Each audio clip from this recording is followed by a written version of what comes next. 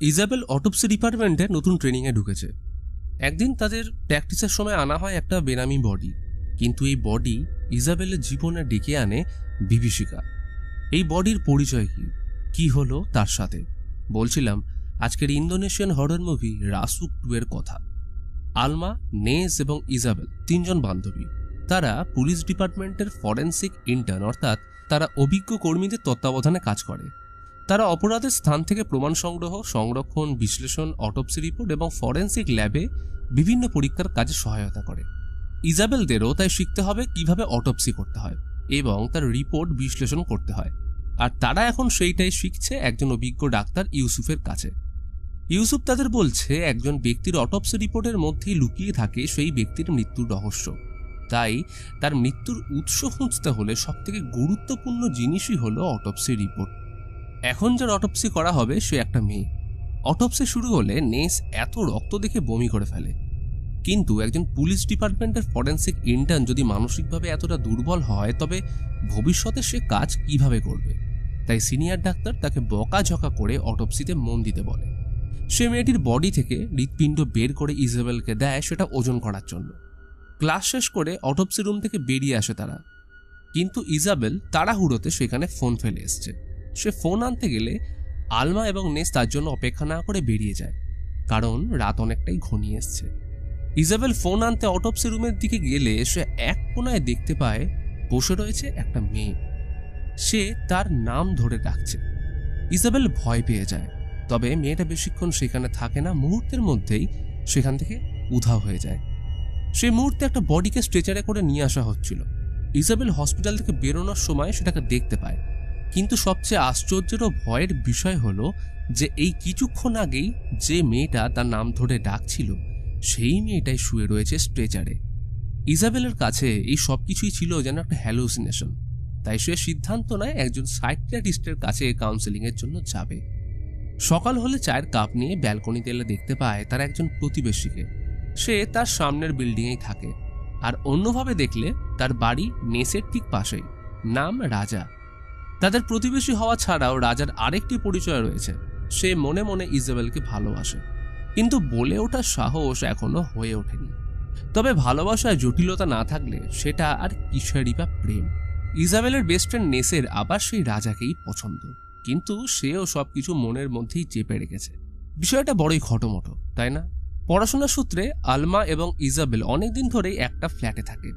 নেসও থাকে তাদের কাছে পিঠেই। তাদের দেখাশোনার দায়িত্বে ছিল একজন মহিলার উপর। সে শুধু তাদের দেখাশোনাই করতো না, ছিল বেশ মজাদারও। ইজাবেল নিচে ডাইনিং টেবিলে এলে সে মহিলাটি তাকে আলমা ও নেসের সাথে একসঙ্গে ব্রেকফাস্ট করতে বলে, কিন্তু ইজাবেলের তাড়া ছিল, কারণ তার সাইকিয়াট্রিস্টের সাথে অ্যাপয়েন্টমেন্ট ছিল সকালে। সে রাস্তাতেই ব্রেকফাস্ট করে নেবে জানিয়ে বেরিয়ে পড়ল। বাড়ির কাজের লোকটাও ইজাবেলকে কিছু বলার চেষ্টা করে, কিন্তু শোনার মতো সময় তার এখন কই। এরপর সে রওনা দেয় ডাক্তারের সাথে দেখা করার জন্য। বাড়ি থেকে বেরিয়েই তার দেখা হয় প্রতিবেশী রাজার সাথে। যেহেতু সে আগে থেকেই ইজাবেলকে পছন্দ করত, তাই সে তাকে কফি ডেটের জন্য আমন্ত্রণ জানায়। যদিও ইজাবেল নির্দয়ভাবে জানিয়ে দেয় সে পরে এই বিষয়টা নিয়ে ভেবে দেখবে। ইজাবেল ডাক্তারের সাথে দেখা করে। ডাক্তার তাকে প্রশ্ন করে সে কি এখনো অবাস্তব জিনিসগুলো দেখতে পায়। আসলে সে আগেও এই ধরনের সমস্যার সম্মুখীন হয়েছে বেশ কয়েকবার, যেটা একসময় বন্ধ হয়ে গেলেও ইদানিং আবার আসতে শুরু করেছে। ডাক্তার সবকিছু শুনে তাকে আরও 30 দিনের জন্য মেডিসিন দেয়। ডাক্তার তাকে মোটিভেট করার জন্য একজন বিখ্যাত ম্যাথমেটিক্যাল জিনিয়াস জন ন্যাসের উদাহরণ দেয়, যে নিজে খুব একটা বুদ্ধিমান ছিল না, তবে সে এমন কিছু দেখতে পেত যা অন্যদের কাছে অদৃশ্য, অর্থাৎ হ্যালুসিনেশন। আর এই হ্যালুসিনেশনের জন্যই তাকে সবাই জিনিয়াস মনে করে। তাই হ্যালুসিনেশন থেকে মুক্তির জন্য মেডিসিন নয়, দরকার আত্মবিশ্বাস। থেরাপি শেষ করে ক্লাসের জন্য আবার হসপিটাল ফিরে আসে ইজাবেল। আলমা এবং নেস তার সাথে দেখা করতে এলে সে দ্রুত তার ওষুধগুলো লকারে ভরে রাখে, যাতে নেস এবং আলমা এই বিষয়ে জানতে না পারে, যদিও তাকে তারা পাগল ভাবে। আলমা এবং নেসের আজ অটোপসি ক্লাস ছিল না, তাই আজও তারা ইজাবেলকে একাই রেখে সেখান থেকে চলে যায়। এমন সময় তার কানে আসে একটা অদ্ভুত শব্দ। কেউ যেন তার নাম ধরে অনবরত ডেকে চলেছে। সে ভয় পেয়ে তাড়াতাড়ি অটোপসি রুমে ফিরে আসে। সেইখানে এসে ইজাবেলের সিনিয়র ডাক্তার ইউসুফ জানায় আজ তাদের সাথে উপস্থিত আছে সিনিয়র ফরেন্সিক এক্সপার্ট।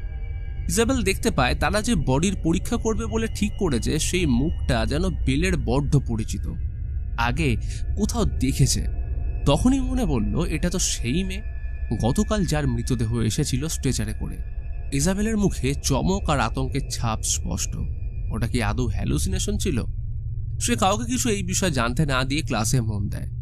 অটোপসি শুরু হলে ফরেন্সিক এক্সপার্ট বলে তারা যেহেতু মেয়েটির কোনো আইডি পায়নি তাই ওকে মিস এক্স বলে ডাকবে। বেলের দায়িত্ব পড়ে বডির বিভিন্ন ছবি ক্যাপচার করা, যা পরে পুলিশের তদন্তে কাজে আসবে। ডক্টর ইউসুফ এবং ফরেন্সিক এক্সপার্ট আলোচনা করতে থাকে যে মেয়েটির কোথায় কোথায় আঘাত লেগেছে, এর ফলে তার মৃত্যুর আসল কারণ জানতে তাদের সুবিধা হবে। তবে এমন সময় ডাক পড়ে ইউসুফের। কারণটা খুবই স্পষ্ট, আরও একটা ভিকটিম এসছে হসপিটালে। ফরেন্সিক এক্সপার্ট তার অটোপসি চালিয়ে যায়, কিন্তু এমন সময় বেল আবার অদ্ভুত কিছু দেখতে পায়। সে দেখে বডিটা যেন হঠাৎ মুখ বড় করে তাকিয়ে রয়েছে তার দিকে। বেল ভয় পেয়ে সেখান থেকে বেরিয়ে লকার রুমে এসে হ্যালুসিনেশনের ওষুধ নেয়। সে এখনো নিজেকে আশ্বস্ত করতে থাকে যে এই সব কিছুই তার হ্যালুসিনেশন, কোনোটাই সত্যি নয়। অত্যাধিক ওষুধ নেওয়ার ফলে তার মাথা ঘুরতে থাকে। সে আবার একটা অদ্ভুত আওয়াজ শুনতে পাচ্ছে, কেউ যেন কাঁদছে, কিন্তু সেখানে তো কেউ নেই। তাহলে হঠাৎ বেল দেখতে পায় একটা লকার খুলে গেছে নিচে থেকেই, আর সেইখানে রয়েছে সেই মেয়েটা। আর তখনই সে অজ্ঞান হয়ে যায়। পরদিন সকালে ইজাবেলের বোন ইনরিদ দেখা করতে এলে সেখানে দেখা হয় রাজার সাথে। সে জানায় গত রাতে সে অজ্ঞান হয়ে যাওয়ায় নেস এবং আলমা ভীষণ প্যানিক করছিল। ইজাবেলের ট্রিটমেন্টের পর দুই বান্ধবী তাকে ফোন করলে সে ট্যাক্সি করে ইজাবেলকে বাড়ি নিয়ে আসে। ইনরিদ রাজাকে ধন্যবাদ জানিয়ে তার সাথে দেখা করতে যায়। সে রুমে এসে নেসকে ইজাবেলের ব্যাপারে জিজ্ঞেস করলে সে ইনরিদকে ওষুধগুলো দেখায়। আলমা তাকে আশ্বস্ত করে যে এইগুলো বিপজ্জনক নয়, কারণ এই ওষুধগুলো তার প্রেসক্রিপশনেই ছিল, কিন্তু সেই প্রেসক্রিপশনটা ছিল একজন সাইকিয়াট্রিস্টের। আলমা ইনরিদের কাছে জানতে চায় ইজাবেল মানসিকভাবে ঠিক আছে কিনা। ইনরিদের মনে অন্য কথা চললেও সে জানায় ইজাবেল ঠিকই আছে, যদিও গত রাত থেকে তার এখনো জ্ঞান ফিরে আসেনি। নেস এবং আলমার ক্লাস থাকায় তারা বেরিয়ে যায় হসপিটালের উদ্দেশ্যে।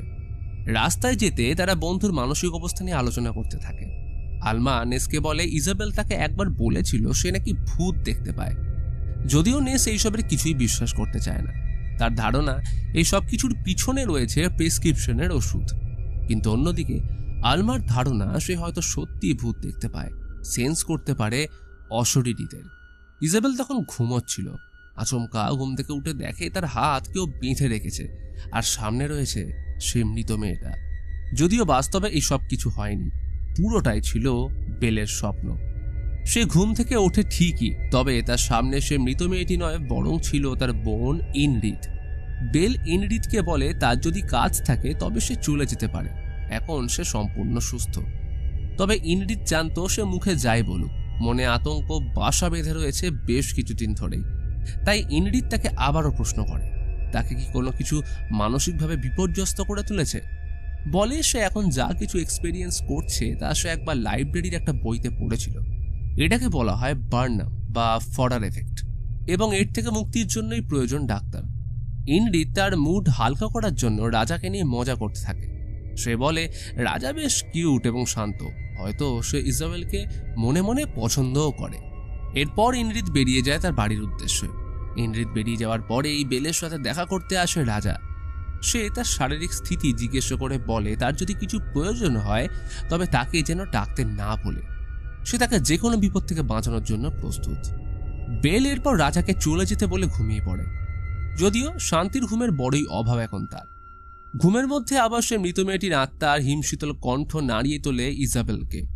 এইসবের কারণে ইজাবেলের ঘুম ভেঙে যায়। সে বুঝতে পারে এটা মোটেই তার স্বপ্ন ছিল না। ঘুম থেকে উঠে চারিদিকে তাকালে সে মেয়েটিকে দেখতে না পেলে আবার শুয়ে পড়ে, আর ঠিক তখনই লক্ষ্য করে পাশে শুয়ে আছে সেই মেয়েটির অতৃপ্ত আত্মা। আর সেই আত্মা বেলকে জড়িয়ে ধরে, বারবার বলতে থাকে সে একই কথা। চিৎকার করে ওঠে বেল, আর দেখে মেয়েটি এখন আর তার পাশে নেই। মেয়েটির আত্মা তাকে হন্ট করার পর পজেস করে নেয়। চিৎকার শুনে ছুটে আসে রাজা। মেয়েটির আত্মাকে দেখে এসে ভয় ছিটকে পড়ে যায়। বেলের শরীরে প্রবেশ করা সেই আত্মা রাজাকে মারার চেষ্টা করে। ইতিমধ্যেই বাড়ির কাজের লোকটা নেস এবং আলমাকে উপরে নিয়ে আসে। ইজাবেল তাদেরও মারার চেষ্টা করলে তারা কোনোভাবে তাকে শান্ত করে। চাকরটি সেই আত্মাকে প্রশ্ন করে সে কেন ইজাবেলের শরীরের মধ্যে প্রবেশ করেছে।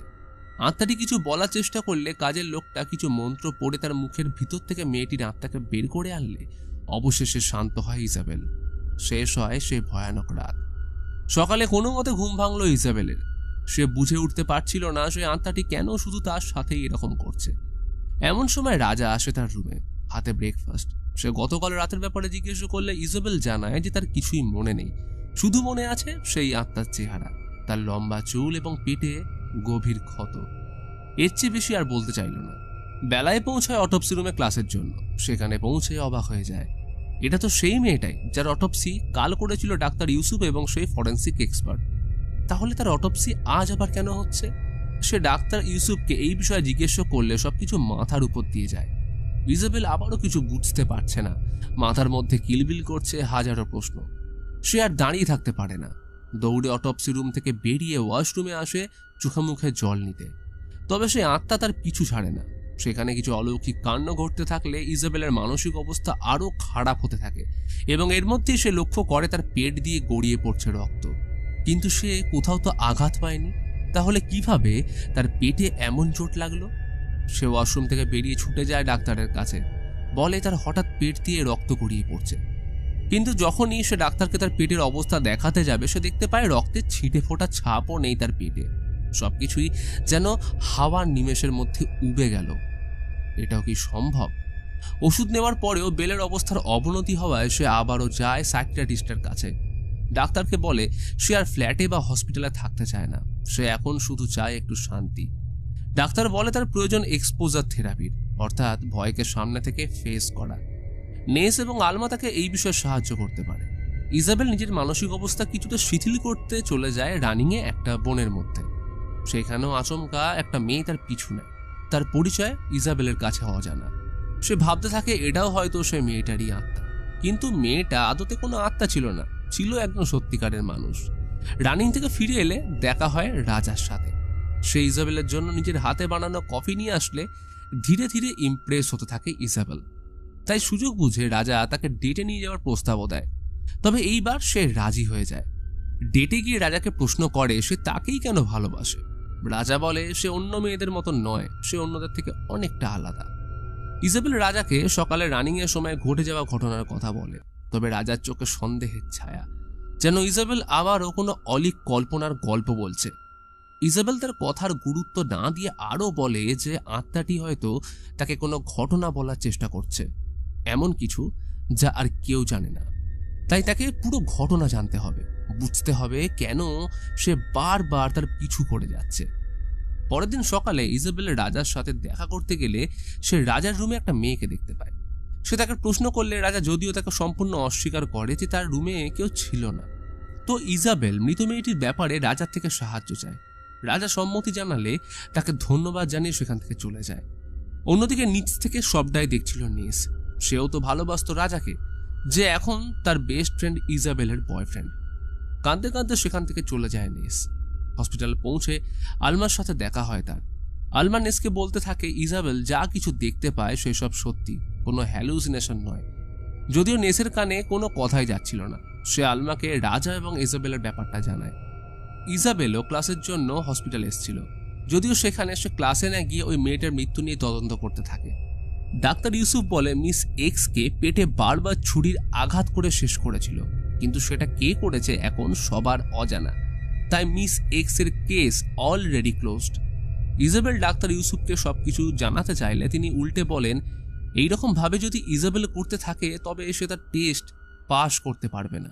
তাই এমন কেসের উপর মনোযোগ না দিয়ে তার উচিত ক্লাসের উপর মনোযোগ দেওয়া। তখনই হঠাৎ কারেন্ট চলে গেলে মেয়েটির আত্মা এসে ইজাবেলকে বলে সে যেন এই ইনভেস্টিগেশন চালিয়ে যায়।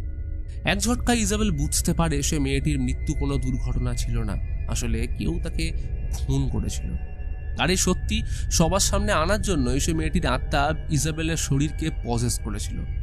এইসব কিছুর পরেও ইজাবেল বুঝতে পারে না যে কে ছিল এই সব কিছুর পিছনে, কে সে মেয়েটিকে হত্যা করেছিল। ইজাবেল থেকে প্রমিস করে যে সে তার হত্যাকারীকে খুঁজে বের করবে। তখনই রুমে প্রবেশ করে সেই মেয়েটা যাকে সে রানিং এর সময় দেখেছিল। সেই মেয়েটির নাম দায়া, সে দারার বেস্ট ফ্রেন্ড। ইজাবেল চমকে যায় দারার নাম শুনে। সে তো এই নামের কাউকে চেনে না। ইজাবেল পুরো ঘটনা সম্পর্কে শুনতে চাইলে দায়া যা জানায় তা শুনে ইজাবেলের মাথায় আকাশ ভেঙে পড়ে। দায়া রাজার এক্স গার্লফ্রেন্ড। আসলে রাজা কোনো নম্র ভদ্র ছেলে নয়, বরং সে একজন খুনি।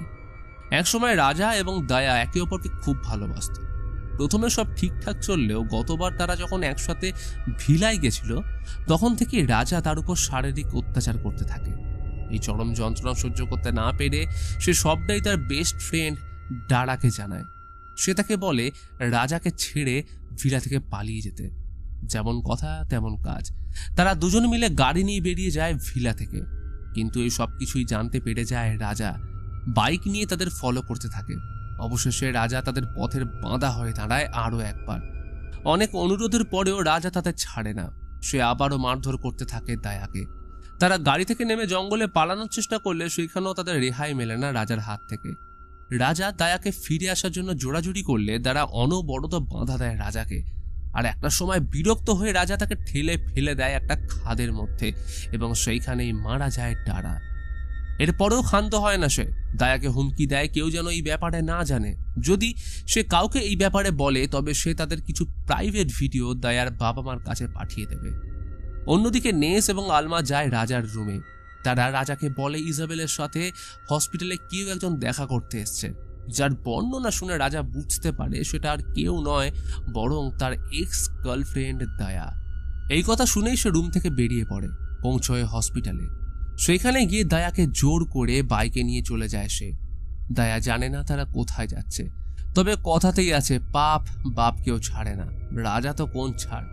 সে হঠাৎ দেখে তার বাইকের পিছনে বসে রয়েছে ডারার আত্মা।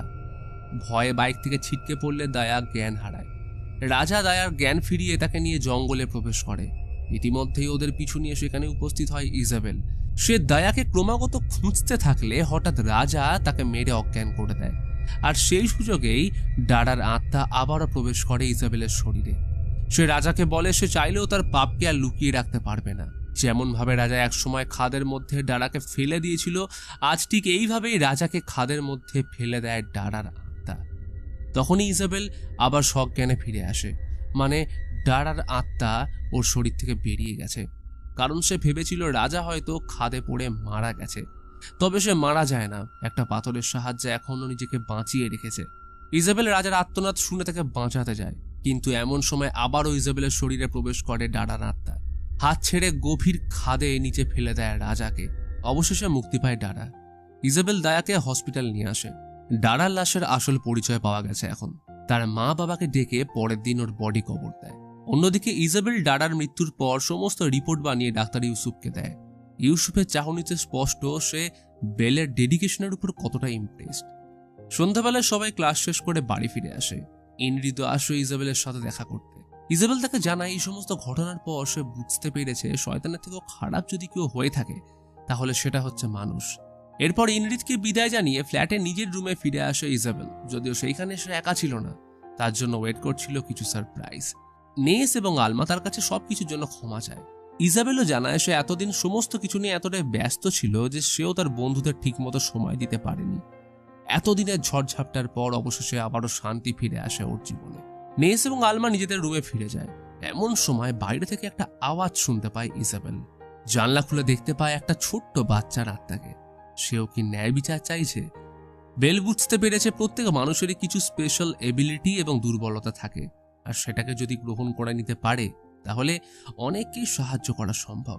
তাই ইজাবেল সিদ্ধান্ত নেয় এইবার থেকে সে অতৃপ্ত আত্মাদের সাহায্য করবে, যাতে তাদের আত্মা শান্তি পায় মৃত্যুর পরবর্তী জীবনে।